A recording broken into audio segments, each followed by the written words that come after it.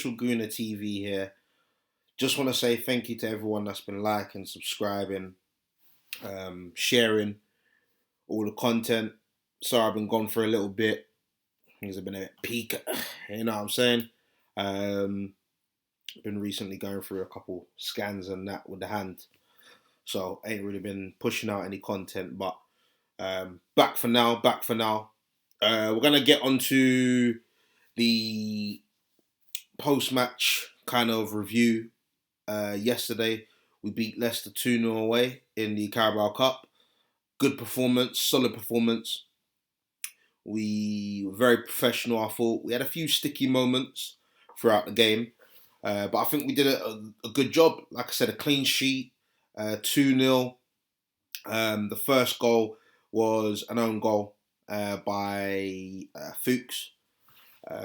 Pepe, with a bit of trickery on the right-hand side, tried to cross it again. It's come off the back of Fuchs. Pretty, not a lucky goal, but I think it was well-deserved. And the second goal was in the latter stages of the game.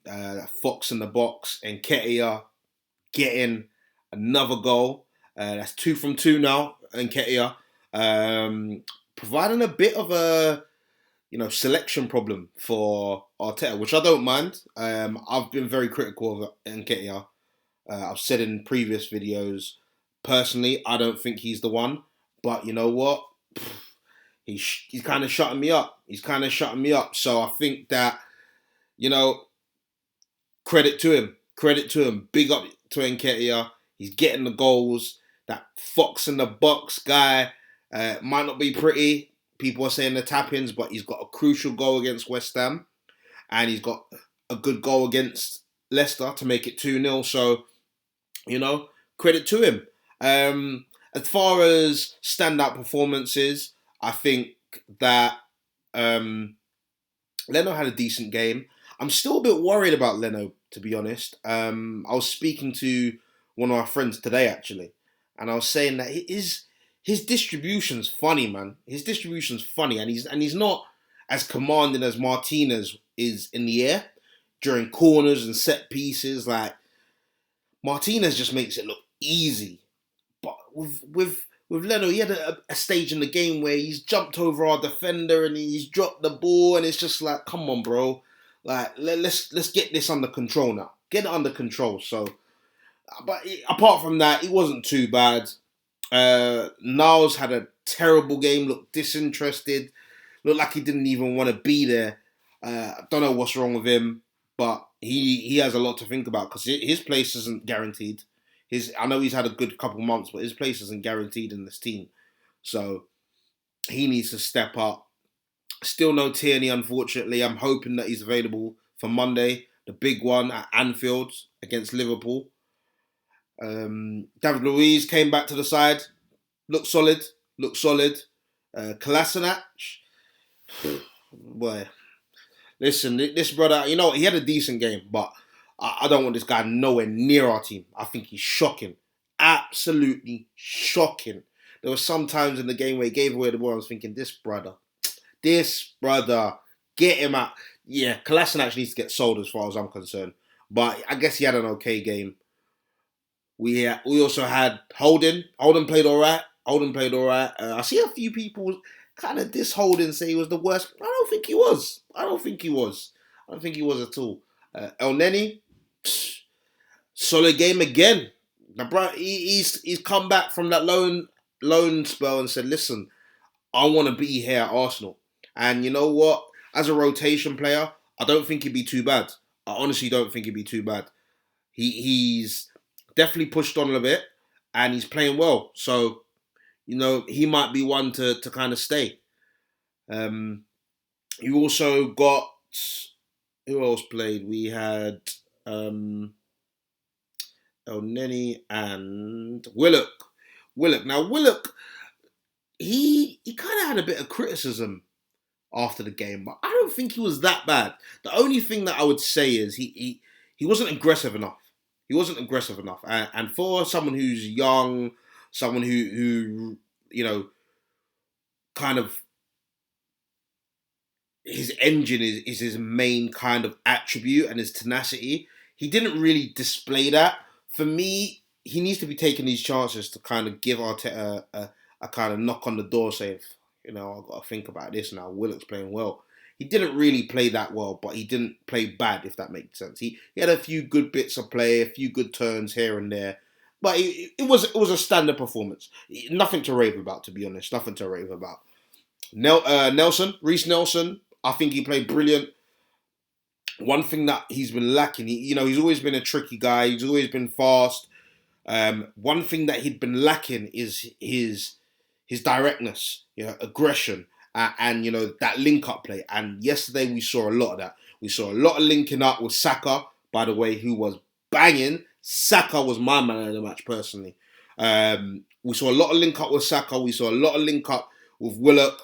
Hit him coming off that left hand side. And I thought he had a really good game. A really good game for Reece. Played well. Nketiah wasn't really in the game. Arteta was shouting a lot at Nketiah to keep running, keep pressing, keep going. He got his reward at the end. But I don't think he was much in the game, to be honest, other than the goal. So, yeah. And Pepe, slow start, man. Slow start. You're not giving him any headaches. Second half, though, a bit more like it. You started to take people on. You started to see those feints, those, the dropping of the shoulder. Yeah, second half did a really good job. The subs were Bellerin, I believe, who came on and created the second goal. I don't actually remember the rest of them.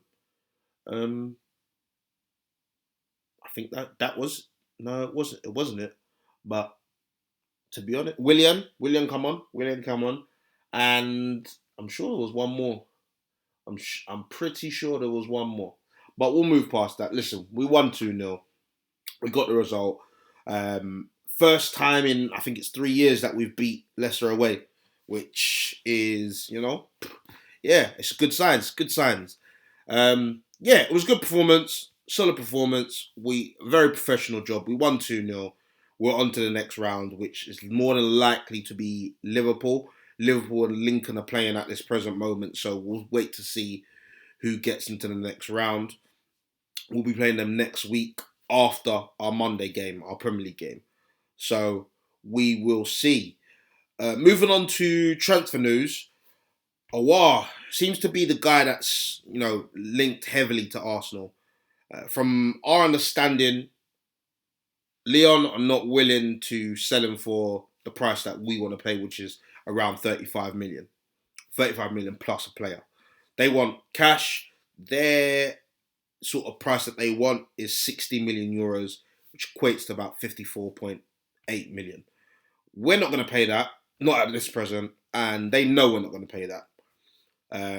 It's been well documented that Arteta has come out and said, listen, we need to sell players to get players in. As it was reported and revealed, Stan Kroenke is a useless bastard, an absolute piss taker, and he's put no money into our club whatsoever in the last 5 years. You've got people at Fulham where their owners have put in 144 million. 144 million. This Don can't even break us off with a little 50 million or 100 million or whatever. He's a billionaire worth 8.3 billion. And this Don can't give us a little 50 million, 25 million here and there. Disgrace, if you ask me.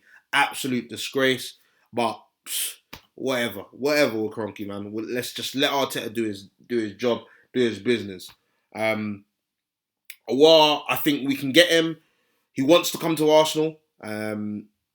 It's been reported that he's ready to leave Lyon, but Lyon will only release him if the price is met. And we're not going to be able to meet the price unless we sell some of our fringe players like a Kolasinac, a Socrates, Ozil, Mustafi, Guendouzi. Those same names that keep popping up. But no one wants them. So we're in a predicament now where Arteta didn't play Ozil yesterday, didn't play Guendouzi. None of them were in the squad. And people aren't going to want to buy those players if they're not playing because they don't. To them, it's an unknown quantity. I mean, Ozil, we know he's very technical. He's got ability. We know all of that. But if you've not kicked a ball for 6 months, as far as they're concerned, you ain't worth shit. That's a fact. You ain't worth shit. And he's on 300 grand a week. So, you know what I'm saying? Like we have to remember those things when talking about those guys that are going. Socrates looks like he's going to be going on a free. We're going to terminate his contract by mutual consent so we can get his wages off the bill. He's on about 92k. Ozil seems to be going nowhere. Mustafi is injured at the moment, so it makes it hard for him to go anywhere. But we're looking to maybe recoup about 11 million from him, from Napoli, who are said to be interested in services. Whether they'll get Socrates and Mustafi, I'm not too sure. But I think that really depends on if Koulibaly leaves the club. If Koulibaly doesn't leave the club, I don't see them getting both. I can only see them maybe getting Socrates as cover. But we'll have to wait and see for that one. With Kolasinac, there's still no news. My personal opinion, him playing in the team means that he's probably going to stay for one more season. We could do with the money. Bayer Leverkusen was last interested, around 13.5 million. His wages seem to be the stumbling block because he's on 100k, as we got him on a free from Schalke. So we'll have to wait and see for that one. Torreira. Now, Torreira's been the talk of the town for the last day or two. Apparently now, Atletico Madrid would like Torreira and have agreed personal terms with him for a season-long loan. Now, what's been reported is that this deal will have nothing to do with Thomas Partey. They're not willing to loan for loan or Torreira plus cash for Thomas Partey. They want the full 45 million. Now, as far as I'm concerned, I don't know about you guys, maybe you can leave some comments, let me know what you feel. As far as I'm concerned, if they're not willing to do a deal with Arsenal on this Torreira Partey exchange, they can fuck off. That's what I would say. I'd tell them, listen, fuck off. Fiorentina are interested in Torreira. Torino are interested in Torreira. We can sell him for the 22 million, top it up, and go and get Partey and say, you know what? Fuck yourselves. Now you ain't got two targets. Now you haven't got two targets. Yeah? You wanted Torreira, you dropped the bag. Because as far as I'm concerned, that's crazy. To think that they want one of our players, we want one of their players. Okay, we understand that Thomas Partey is better than Torreira. Torreira's 23. He's you know, well integrated into his international side in Uruguay. He's, you know, very highly respected in Italian football. He's not had the greatest of times at Arsenal, but when he first come, you know, he was firing on all cylinders. And they've obviously seen something in him to want him. Apparently, the complication is they have to sell Hector Herrera first before they want Torreira. And they want to play him alongside of Thomas Partey. As we know, Thomas Partey has declined 2 offers now from Atletico Madrid, and he wants to leave. He's not going to push through a move, but if he can leave, he will leave. So why not just do the business? Why not just say, all right, here's what we're saying. You're saying Torreira's worth 22. We're saying he's worth about 22. Let's cut that. Let's cut his release clause in half now and say, look, Torreira plus 20 million. There we go. We'll do the deal. We'll do the exchange for Partey.